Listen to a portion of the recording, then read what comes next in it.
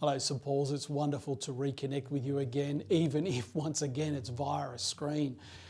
I do hope this finds you encouraged in the gospel of the Lord Jesus. It is a wonderful hope to know that the God who is sovereign over all things, the God who loves us unconditionally in his Son, even in difficult and uncertain times, is with us. He never abandons us. The reality is, though, that is every day. It seems to me that God intends for us to live in uncertain times with risk each day as people in this world. James chapter 4 verses 13 and 15 says this, "Now listen, you who say today or tomorrow we will go to this city or that city, spend a year there, carry on business and make money." James says, well, you don't even know what will happen tomorrow. He says, what is your life? You're a mist that appears for a little while and then vanishes. Instead, James teaches us, we ought to say, if it is the Lord's will, we will live and we will do this or that. James reminds us that we are not God. We do not know what tomorrow will bring. In fact, we don't even know what will bring in the next hour. Uncertainty and risk is built into the very fabric of life in this world for people. Now, while there is a great deal of uncertainty about life for all of us, the future is not uncertain for God. From before time began, God has been working to bring about his loving and his saving purposes through all the ups and downs in life. And so with that in mind, it is with a spirit of humility, acknowledging the limitation of human strength and wisdom and foreknowledge, that I lay out to us plans for our regathering at St. Paul's. Now, let me just say, as I've said before, I am very keen to relaunch into the next season of life at St. Paul's with you. But I want to do it safely, patiently, and thoughtfully.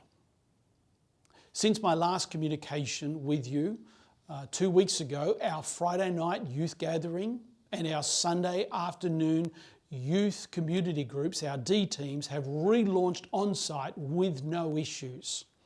Our protocols and our procedures have been successfully adhered to.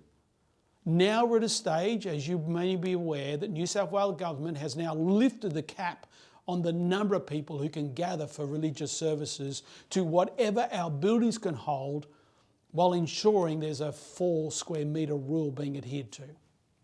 Now, this is good news because it does give us some flexibility in how we might regather. Now, with the further easing of restrictions and the success of our procedures, we are ready to start easing other ministries back in. And our priority right now is for our Sunday gatherings to start to relaunch. But we're not rushing it. For the next 2 weeks, we're going to stay live streaming and the gathering in our homes as we bring Mission Month to a close. New South Wales regulations allows up to 20 guests to be present in our homes, and some of us have started to invite others back into our homes and regathering our community groups for corporate worship. Following that, the first 3 Sundays in July, the 5th, the 12th and the 19th, are school holidays.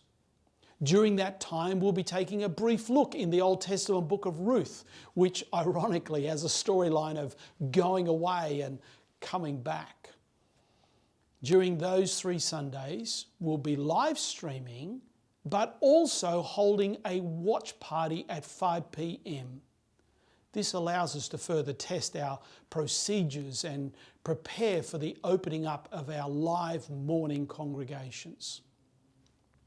And the plan at this stage is to open to live morning services on Sunday, the 26th of July, which is the start of term 3. It will also be the start of a new series as we explore the establishment and the spread and the mission of the church through the book of Acts. It will be an important refocusing for us as we relaunch into our corporate gatherings. From Sunday the 26th of July, services, the live services will be 9 a.m. and 11 a.m. and the 5 p.m. gathering will continue to be a watch party in the foreseeable future. We'll also continue to live stream for those not able to gather and as a key way for us to continue to reach people with the good news of the Lord Jesus Christ. So having laid out these plans for you, it's important to emphasize that these plans are written in pencil. We live in very fluid times. Restrictions may be further eased before the 26th of July, or they may be reversed if we see a second wave of COVID-19 cases. So for now, however, this is what we're working towards, and I'll come back to you in 2 weeks with further updates.